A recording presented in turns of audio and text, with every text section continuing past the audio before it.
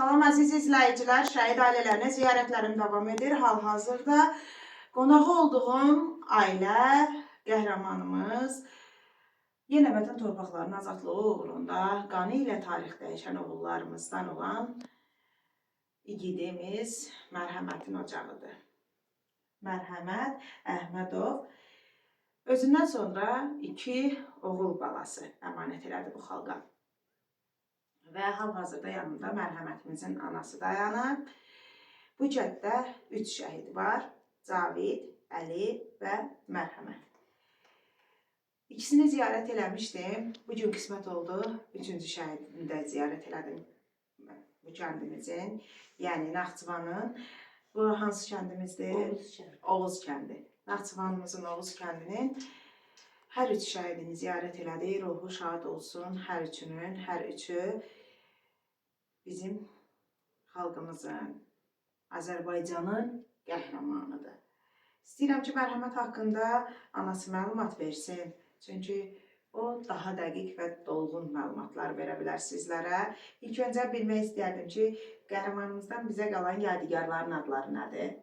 Mərhəmətdən qalan 2 yadigarın, böyük 2 oğlu var. Böyükün adı Bünyamindir, ikincinin adı İbrahimdir. Neçə yaşları var onlar? İndi böyücü 5-də oxuyur, xırdası 3-də oxuyur. Bünyamin 5-də oxuyur, İbrahim 3-də oxuyur. Mərhəmət şəhid olanda Bünyamin yarımcıya gedirdi, İbrahimin 5 yaşı var. Körpəydi. Hə, körpəydi. Hatta Mərhəmət o yekə biraz şuluqcuydu, xırda sakit idi. Müharibədə olanda zəh vururdu. Deyirdim ki, balasıdır da. Zəh vurub mənlə danışanda deyirdim ki, unutma. İbrahim də buradadır da, verim danış. Hala o 29 yaşında şəhid oldu da. 7 il cəmi evli qaldı. O 7 ilin içində balası hala bizim yanımızda, o belə balasını qucağına çəkib almadı. Ya üzündən öpmədi. Hələnçi bir ifalı bir uşaq idi. Kaş ya öpəydi, üzündən öpəydi. Yanında qucağına alardı bizim yanımızda. Heç belə də olmuyor. İndi belə gedirsən balalarına baxırsan. Nə bilim, bu ay 23-ü İbrahimin ad günüdür. Ay maşallah, Allah uzun ömür, can sağlığı. İndidən deyirəm, tortuda qaz vermişəm ki, pişirsinlər, gedirəm. Ad günlərdə düzdür, gedirsən, deyirsən də, gülürsən də. Ancaq burada elə bir ki, o öz işini görür də.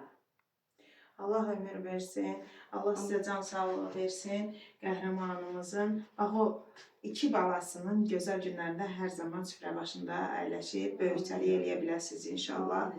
Ruhu şad olsun igidimizin. Məkanlar zaten cənnətdir. Əziz izləyicilər, bu günün qəhrəmanlarını bizlər yaşatmalıyıq, bizlər tanıtmalıyıq ki, bax bizdən sonra gələn bu balacalar da bu igidlərimizi unutmasınlar. Ruhları şad olsun qəhrəmanlarımızın. Bütün şəhidlərə rəhmət eləsin. Amin.